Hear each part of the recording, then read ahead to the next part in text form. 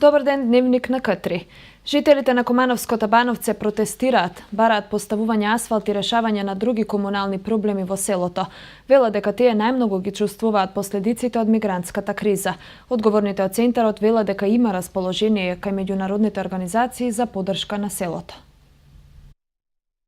Жителите на Табановце го блокираа локалниот пат кој води кон транзитниот центар Табановце, побара асфалтирање на пристапен пат во должина од километар и 300 метри од одговорните од менаџерскиот тим на кампот и меѓународните организации кои им помагаат на бегалците. Мештаните велат дека не се вработуваат ниту нивни жители во центарот, иако како село најмногу ги трпат последиците од мигрантската криза. Четврта проблематика не е во кампот. Значи има во кампот проблеми, тоа се проблеми што одземање на земјиште.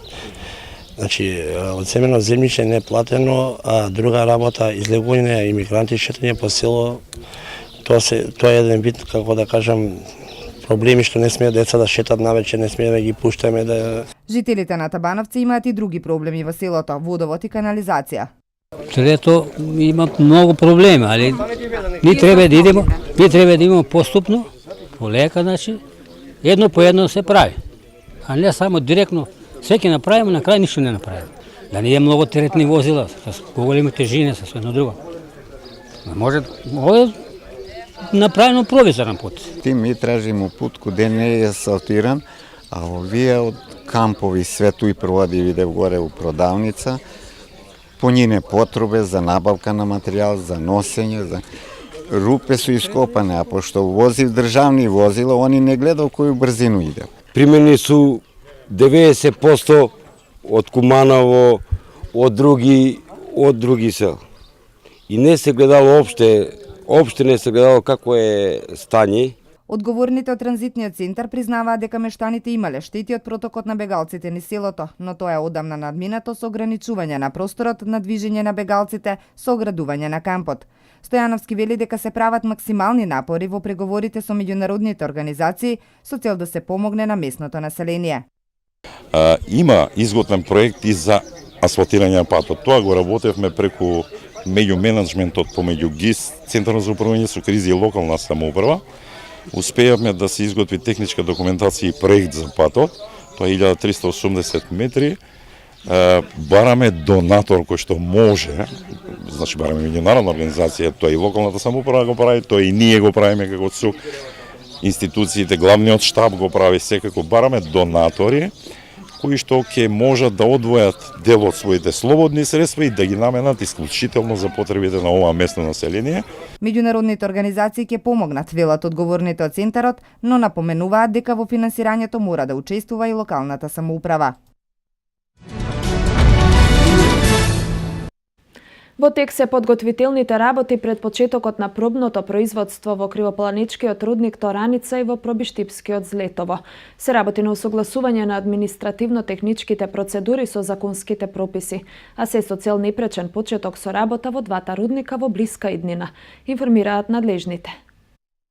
Во фазата по спроведувањето на тендерската постапка и уплатата на средствата кон буџетот на Република Македонија на име концесија во висина од приближно 2 милиони евра, во тек се интензивни работи за превземање на административно-техничките сегменти од работата на двата рудника Тораница и Злетово. Стручни тимови од Бугарија и Македонија во координација со стечајниот управник во моментов работат на анализа на фактичката состојба и уредување на правно-формалните процедури за добивање дозволи и решенија од надлежните државни институции, пошто ќе се започне со пробна работа. Согласно законските прописи се работи и на усогласување на сите потребни процедури и документи во оваа фаза со Министерството за економија, Општина Пробиштип и Министерството за животна средина. Тековно на Рударскиот факултет при Штипскиот државен универзитет се прави главен рударски проект потребен за добивање дозвола за експлоатација на минерални суровини, кој вклучува дополнителен рударски проект за рестартирање на рудникот. Се подготвува и план за управување со отпади, односно студија за оценка на влијанието на животната средина, како и геодетски елаборат за посебни намени со катастарски индикации.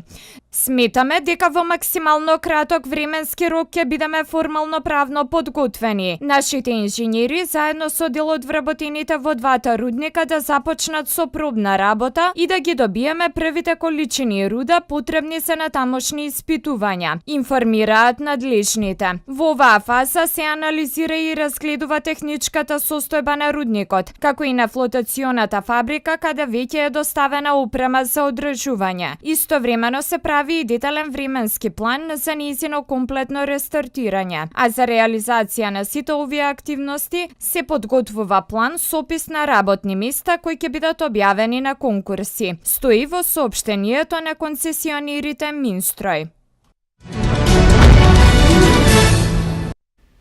Проектот за јакнување на соработката и диалогот помеѓу заедниците преку Охридскиот рамковен договор, кој е поддржан од Европска унија и кофинансиран од Шведската агенција, денеска беше промовиран во Куманово. Проектот во кој се вклучени македонски невладини организации има за цел подобрување на меѓуетничките односи во 5 општини од североисточниот регион.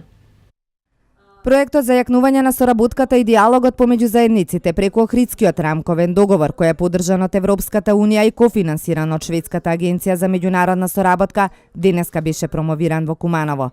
Проектот во кој се вклучени македонски невладини организации има за цел подобрување на меѓуетничките односи во 5 општини од североисточниот регион. Проектот предвидува јакнење на учеството и лидерство на младите жени во процесот на меѓуетничките процеси и помирување, промоција на Охридскиот рамковен договор со поддршка на јавните институции. За овој проект одвоени се над 320.000 евра. Целта на проектот е поголемо вклучување на младите и на жените во подобрување на диалогот и соработката помеѓу заедниците, особено во 5 општини. Значи проектот опфаќа 5 општини, тоа се Куманово, Крива Паланка, Кратово, Липково и Стара Нагоричане. Во сите овие 5 општини ќе имаме проекти и активности кои што ќе ги реализираме. Во рамките на проектот ќе бидат преземени 15 активности работилници од женски организации. Надлежните посочуваат дека предвидено е финансирање на 5 организации на жени кои што делуваат на локално ниво. Проектот предвидува јавен повик на кој заинтересираните ќе можат да аплицираат, да добијат грант и да бидат вклучени во специфични модули во понатамошни активности. Во рамки на овој проект кој што ќе се спроведува во време од 27 месеци, ќе бидат превземени голем број на активности, вкупно 15 активности, меѓу кои ќе има работилници од женски организации.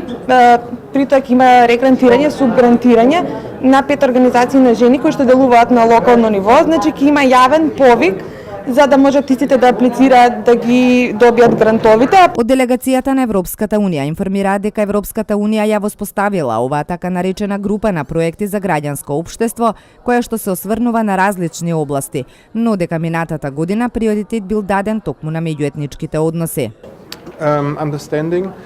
And we selected 7 projects. Беа определени 1,7 милиони евра за проекти во оваа област, за областа на меѓуетничкото разбирање, и беа селектирани 7 проекти.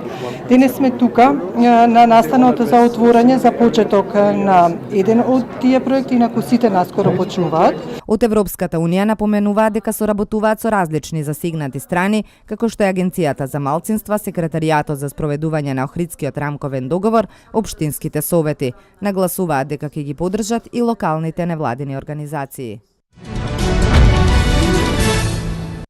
Царинската управа во континуитет ја реализира својата визија и мисија на модерен и ефикасен сервис на граѓаните, економските оператори и државата, настојувајќи да постигне и одржи оптимален баланс помеѓу нејзините основни, но меѓусебно спротивставени улоги. Од една страна на олеснувач на меѓународната трговија и транспорт, а од друга страна на заштитник на финансиските интереси на државата, на лојалната конкуренција, на здравјето и животот на граѓаните, на животната средина и културното богатство. За проектите и планираните активности за царината разговаравме со директорката Наташа Радеска-Крстевска. Од царински аспект секако најзначајно беше пристапувањето на Република Македонија во Конвенцијата за заеднички транзит, во која што се членуваат земјите членки на Европската унија, ЕФТА земјите Турција, а од февруари оваа година и Република Србија.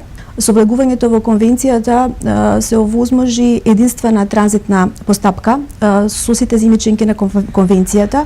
Се спроведува транзитот проследен со една единствена транзитна декларација, единствен транзитен документ. По поедноставува, поевтинува царинското работење, меѓународната трговија и меѓународниот транспорт. Од почетокот во текот на минатата година, значи 6 месеци во рамките на транзитот беа реализирани околу 3000 транзитни постапки, а веќе оваа година за 3 пати е зголемен и постепено расте се повеќе примената на оваа постапка. Ова е дел од разговорот со директорката на Царината Наташа Радеска-Крстевска. По завршување на дневникот ќе имате можност да го проследите разговорот за текувните и планираните активности на Царината за оваа година. Топлото време и осцилациите на температурите влијаат неповолно на здравствената состојба на повозрасните луѓе, но и на хронично болните.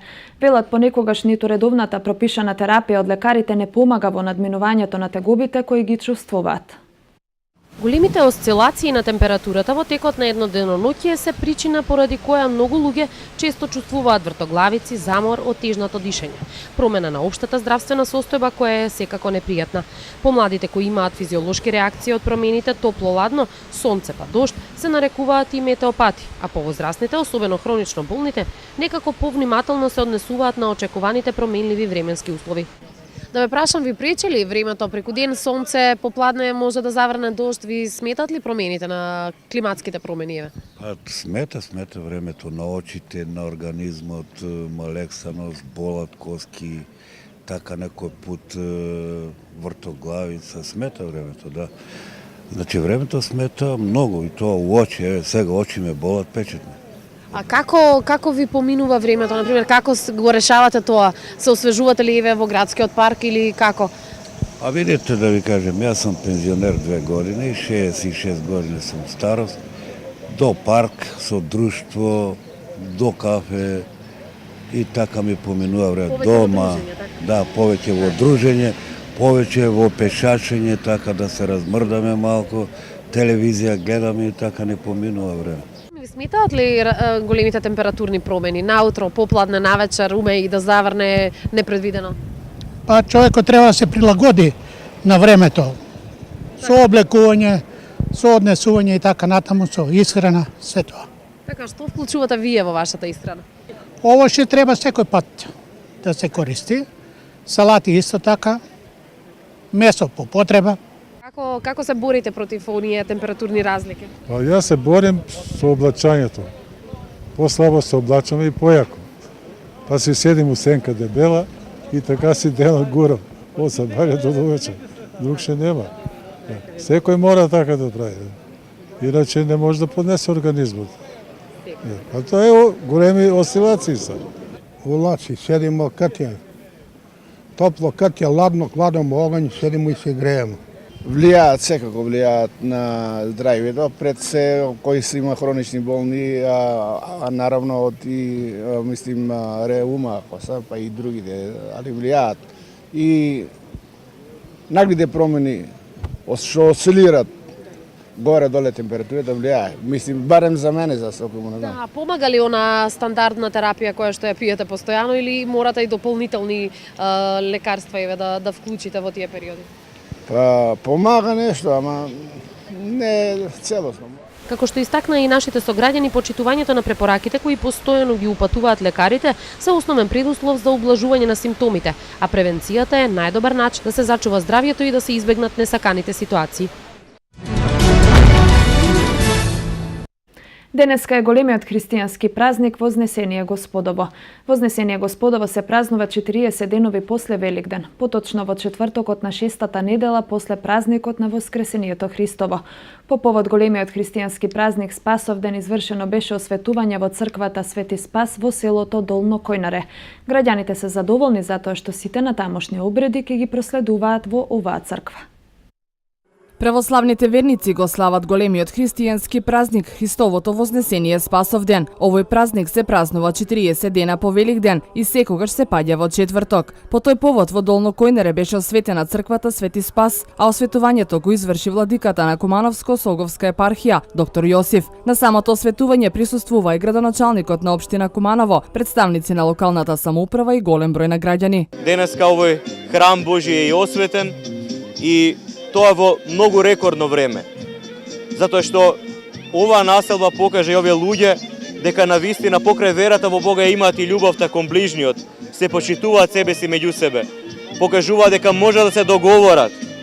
И затоа нека бидат тие пример и за останатите луѓе кога ќе се соберат за некое добро дело да бидат единствени, а не разделени. Пред 2 години на овој ден беа удрени темелите на овој храм со помош на општина Куманово, со донација од Македонската православна црква и најголем допринос од местното население на Долно Којнере. Овој храм повторно на Спасовден беше и осветен. Ние 100 години и повеќе немаме таков храм во населба Долно Којнере и сите заедно со местна заедница и црквен одбор, сите заедно го изградивме овој храм Свети Спас. И градоначалникот на општина Куманово присуствуваше на осветување на црквата. Мислам дека добар потез на мештаните кои собра сили, материјални средства, го изгради овој прекрасен храм и убаво го уреди околината. Мислам дека е заслуга на местната заедница која даде несебичен допринос заедно со Кумановската епархија да овој храм денеска биде завршен и да биде осветен. Најголема желба на секој граѓанин е да изгради дом на Бога во кој што ќе може да се моли, велат граѓаните. Многу убаво, весело, што викам луѓе, меѓународно, тоа е верски празник. Па да прославимо заедно с населбу Долно Којнере и сви граѓани на град Куманово. Денеска е убав ден, Спасов ден. Што може да кажа друго, се нај-нај. По завршување на осветувањето, сите жители во чест на празникот седнаа на заеднички ручек. На Кумановското село Пчиња има можност да присуствуваат на чинот на осветување на црквата Свети Спас. Вознесение Христово Спасовден е празник кој го празнуваат и жителите на село Пчиња. И во црквата Свети Спас се изврши осветување, што значи дека жителите од ова село ќе можат веќе од утре редовно да си ја посетуваат црквата и да присуствуваат на служби и обреди. На самото осветување присуствуваше владиката на Кумановско-Соговската епархија доктор Јосиф, градоначалникот на општина Куманово, представници на локалната самоуправа и од општинскиот комитет на ВМРО ДПМНЕ и нивни членови. Камен темелникот на црквата е ставен во 2001 година и после 15 години се изврши негово осветување. Значи интензивно работиме, значи се надеваме дека до година, евентуално следната година 2017, евентуално 2018 дека ќе го направиме и големото осветување, така да мислам дека верниците ќе имаат и каде да дојдат, каде да се помолат да така. Од општинскиот комитет на ВМРО ДПМНЕ истакнаа дека секогаш се присутни на вакви религиски настани и ја поддржуваат традицијата која треба меѓу народот да се одржува. Овдека сме да ја зголемиме свеченоста и на осветување на црквата Свети Спас. Као демохристијанска партија од секогаш сме ги поддржувале овие настани, од секогаш сме стоеле зад луѓето за промовирање на вакви религиски настани. Сметам дека е ова една добра традиција која треба меѓу народот да се одржува, а ние со нашата поддршка како демохристијанска партија секој пат ќе стоиме позади луѓето. Очигледно е дека празникот Вознесение Христово Спасовден е голем празник кој има значајно место во животот на нашите православни христијани и во голем број присуствуваа на чинот на осветување. Па ми се радуеме, радосни сме се што црквите отворимо. Што друго да ти кажам? Ке можете сите значи тука да доаѓате за празник, така? Па ќе доаѓаме близо ние.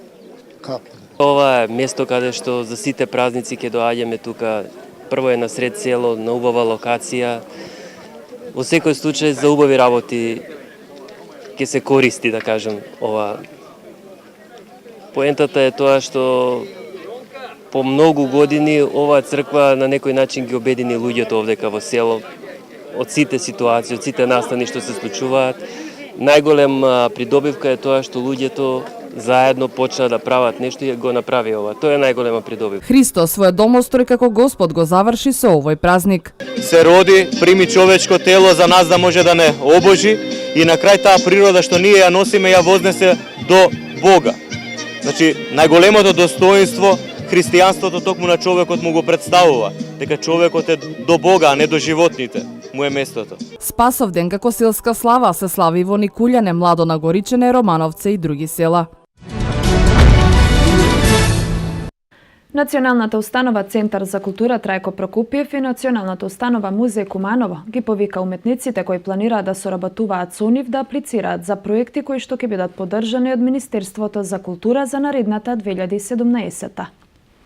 Од Центарот за култура Трајко Прокопиев ги повикаа ликовните уметници, автори од областа на литературата, издаваштвото и музички репродуктивци кои што имаат проекти за 2017 и кои планираат да ги реализираат во соработка со Националната установа Центар за култура Трајко Прокопиев Куманово, да се информираат во установата и да аплицираат до Министерството за култура на Република Македонија во рамки на програмата за финансирање проекти од национален интерес во културата за 2017 година. Лани имавме одличен одзив кај уметниците кои доставија над 20 на проекти од ликовната дејност, 10 за музичко-сценската, 20 за литературното творештво и 2 за фолклор, изјави Роберт Цветковски, историчар на уметност од Националната установа Центар за култура Трајко Прокопиев Куманово.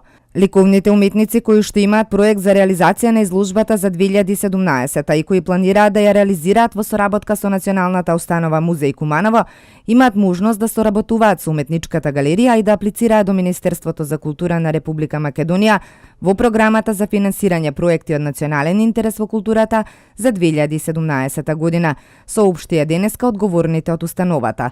Лани имавме 20 на ликовни уметници кои што реализираа изложба поддржана од Министерството и можам да кажам дека сме задоволни од одзивот. Очекуваме и годинава да се пријават заинтересираните и од државата и од регионот. Инаку повикот трае до јуни, изјави Драгана Спасковска, кустос од уметничката галерија Куманово. Учениците од Кумановското основно училиште Христијан Карпош во соработка со фотографското студио Фото Плюс за прв пат организираа изложба на фотографии од полуматурантите. Во училишниот хол изложени се околу 20 на фотографии од учениците од 9-то оделение. Како резултат на долгогодишната плодна соработка на основното училиште Христијан Карпош од Куманово со фотостудиото Фото Плюс, за прв пат беше отворена поинаква фотоизложба. Имено во училишниот хол се поставени 20 на фотографски дела, кои се креативни решенија на фотографиите од учениците од завршната година од основното образование, односно полуматурантите. Сведоци сте денеска дека за прв пат во нашето училиште се одржува една поинаква манифестација. Се е тоа како резултат на една долгогодишна соработка со Фото Плюс и оваа година дојдовме до идеја за еден поинаков концепт на завршна визија, односно завршна презентација на сликите на нашите 9 оделенци. Ова е поинаква презентација на фотографиите од учениците, во поинакво светло и на еден покреативен начин, велат организаторите. Во ова училиште Христијан Карпош ја организираме изложба на ученици полуматуранти, што сме ги фотографирале за Алманах. И од тие ликови одбравме 20 на лика и еве што направивме, се трудиме нешто да биде необично, креативно, што досега кај нас се нема случено. Невработеноста продолжува да паѓа. За една година пад од рекордни 2,8%. Стапката на невработеност во првиот квартал од 2016 изнесува 24,5%, што представува најниска стапка досега. Во однос на претходниот квартал невработеноста е намалена за 0,1%, додека во однос на првиот квартал од минатата година има значителен пад од 2,8%. Стапката на невработеност во првото тримесечие од годинава изнесува 24,5%, објави Државниот завод за статистика. Бројот на невработени лица изнесува 231.386 лица, а бројот на вработени 714.435 лица, со стапка на вработеност од 42,6%. Од вкупниот број вработени 60,1% се мажи, а 39,9% се жени. Меѓу невработените поголемиот процент се мажи 66,3%, а жени се 33,7%. Според возраста најмногу невработени лица се меѓу 25 и 49 години. Статистиката покажува дека најмногу вработува преработувачката индустрија, земјоделскиот сектор и трговијата. Во наредните 2 години прогнозата за раст на македонската економија 4%, како ризици во извештајот наведени се политичката несигурност и мигрантската криза. Во земјите од регионот Светската банка годинава предвидува раст на економијата на Албанија од 3,2%, на Босна и Херцеговина од 2,6%, Бугарија 2,2%, Хрватска 1,9%, Косово 3,6% и Србија 1,8%. За наредната година растот на БДП во Албанија е 3,5%, Босна и Херцеговина 3,1%, Бугарија 2,7%, Хрватска 2%, Косово 4%, Црнагора 3,1% и Србија 2,3%. Светската банка во извештајот ја намали прогнозата за раст на светската економија. Развиените економии се опоравуваат побавно од очекуваното, а ниските цени на суровините им пречат на другите земји. Според Светската банка, светската економија ќе забележи раст од 2,4% годинава, исто како и минатата. Во јануари прогнозите беа за 2,9%.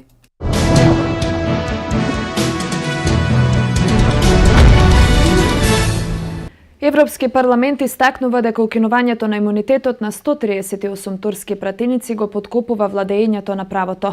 Турција нема наскоро да влезе во Европска унија. 4 убиени во вооружен напад на 2 палестинци во Тел Авив. Ова се вестите од светот за денеска. Во синочешната дебата во Страсбур, Европскиот парламент на пленарната сесија силно ја критикуваше одлуката на турскиот парламент за укинување на имунитетот од судско гонење на 138 од неговите членови. Во дебата со еврокомесарот за проширување Йоханес Хан, оваа одлука беше опишана како обид од страна на претседателот на Турција Реджеп Тајип Ердоган да се замолчи опозицијата и да се стекне со поголеми овластувања. Оваа одлука според европратениците го подкопува владеењето на правото и слободата на изразување и може да им наштети на односите помеѓу Европската унија и Турција. Комесарот Хан истакна дека Европската унија покажала подготвеност повторно да го активира својот ангажман со Турција и да ја пружи на оваа земја политичка и финансиска поддршка. Пратеници од сите политички групи ја критикуваа одлуката на турскиот парламент да им го одземе на 138 од своите членови, повеќето од прокурдска партија на опозицијата, имунитетот од судското гонење. Тие ја повикаа Турција да го почитува владеењето на правото и слободата на изразување и заштита на правата на малцинствата. Британскиот министер за финансии Џорџ Осборн изјави дека Турција нема да се приклучи кон Европската унија, демантирајќи еден од аргументите што го користат поддржувачите на излегувањето на Велика Британија од унијата, кои предвидуваат поголема миграција доколку Турција биде примена во Европската унија. Не мислам дека ова ќе се случи додека сум жив, рече вчера Осборн на телевизијата BBC. Стравувањата меѓу некои од избирачите дека бројот на лицата кои доаѓаат на островот е излезен од контрола е една од слабите страни на кампањата за поддршката на Осборн и премиерот Дейвид Камерон за останување во Европската унија пред референдумот на 23 јуни.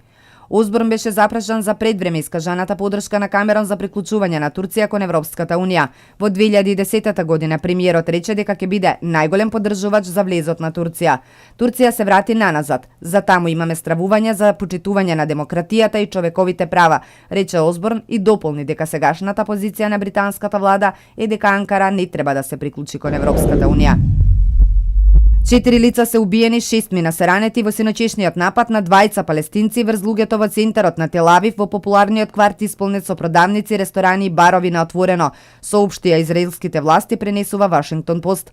Вооружените напаѓачи отвориле оган врз 2 локации на популарниот Сарона маркет, што е лоциран близу до Израелското министерство за одбрана и до седиштето на главниот штаб на израелската армија. По престрелката со безбедносните сили, 2 напаѓачи се заробени и ставени во притвор. Едниот од нив бил ранет и врз него во текот на ноќта била извршена хирушка интервенција.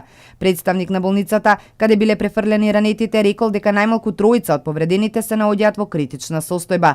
Израелската полиција соопшти дека напаѓачите се од палестинското село Јата на западниот брег во близина на градот Хеброн.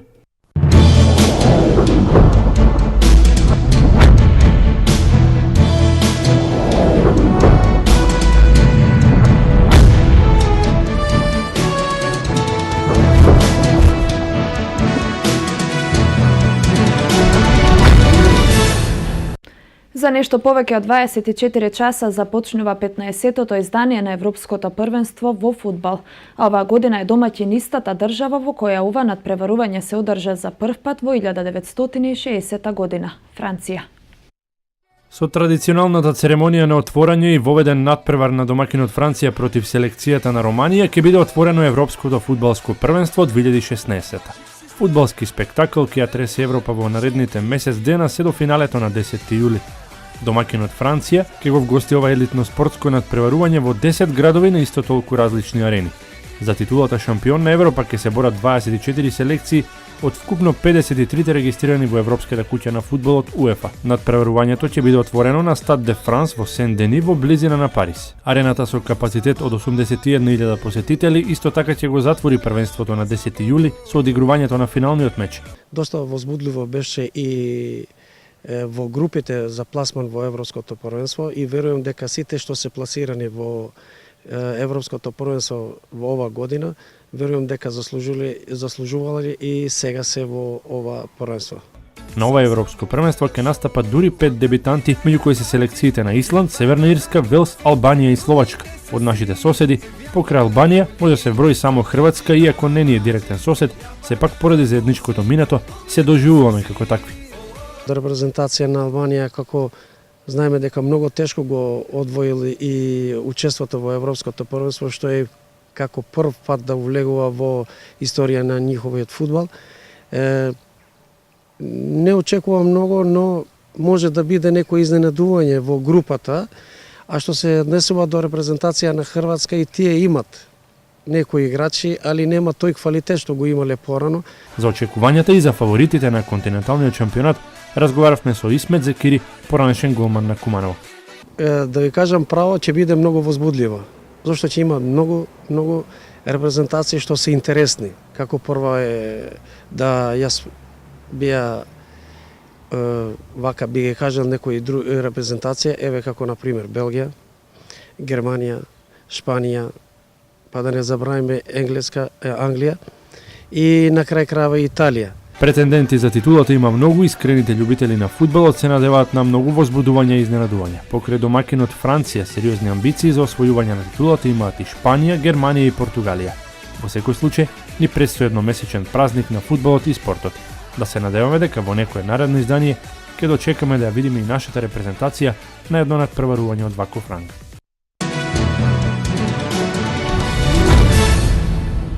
Македонската кошаркарска федерација преку својот официјален интернет сајт се огласи по повод турнијата која селекцијата ќе ја има во Кина.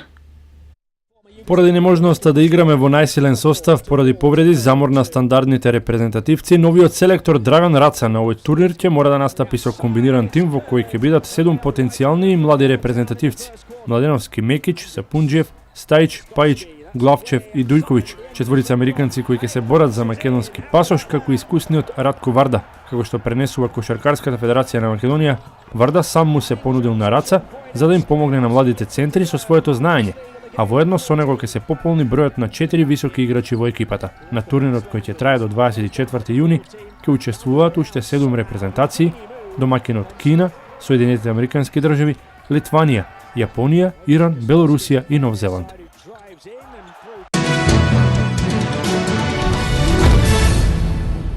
Македонската ракометна репрезентација денеска ќе ги одржи последните тренинзи пред утрешното заминување за Злин, каде против селекцијата на Чешка ќе го одигра првиот надпревар од баражот за светското првенство. Селекторот Лино Червар на располагање ги има сите ракометари на кои смета за саботниот дуел, а конечната листа на играчи ќе ја соопшти по единствениот тренинг што в петок ќе се одржи во Злин. Нашите ракометари се подготвени за новиот предизвик и ветуваат дека во новото соочување со Чешка повторно ќе излезат како победници и ќе ја продолжиме низата од настапи на големите надпреварувања. Нашата селекција за Чешка заминува во петок наутро, а мечот во Злин се игра в сабота со почеток од 12 часот и 30 минути. Македонскиот клуб Металург ќе се обиде и оваа сезона да дојде до вајлд карта за учество во Лигата на шампионите и Македонија повторно да има 2 представници во елитата. ЕХФ денеска објави дека вкупно 37 клубови од 23 земји се регистрирале за место во новата сезона од Лигата на шампионите. Конечната листа на сите учесници ќе биде потврдена на 24 јуни во Виена. Македонскиот шампион Вардар ќе има загарантирано место во Лигата на шампионите, додека Металург ќе се обиде да дојде до вајлд карта. И следната сезона, форматот на Лигата на шампионите ќе остане ист, ќе има вкупно 28 учесници.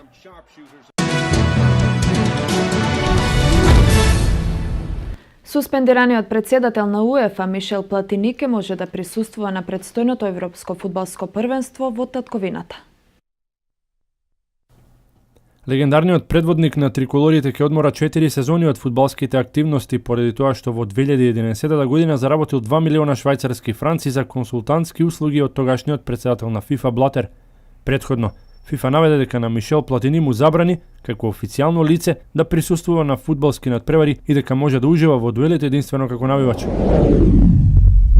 Првата звезда на Реал Мадрид, Кристијано Роналдо, е најплатениот спортист на светот на листата на магазинот Forbes. Португалецот во претходните 365 дена од клубот и од спонзорите заработил 88 милиони долари, 7 милиони подобро од ривалот од Аргентина Лионел Меси. На третата позиција е предводникот на Кливленд Леброн Джеймс со 77 милиони, следува Рожер Федерер со 68, Кевин Дурент од НБА клубот Оклахома со 57, додека шестопласиран е Новак Џоковиќ со 56 милиони долари.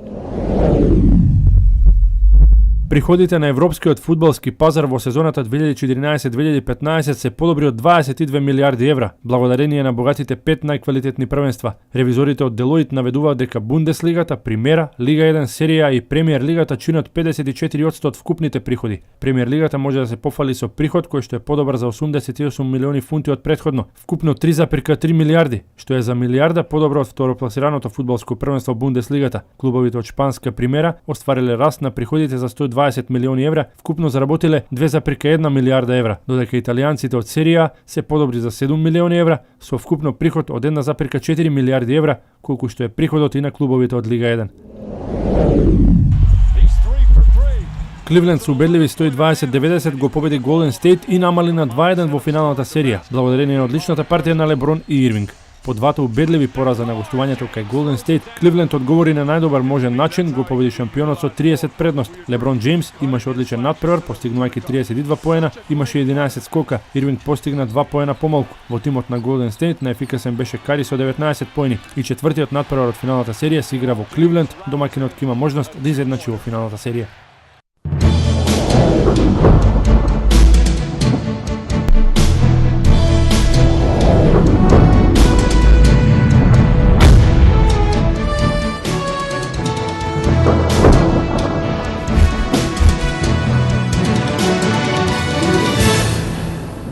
Времето денеска сончево со мала до умерена облачност, додека попладне облачноста ќе се зголеми и ќе има локален пороен дожд и грмежи.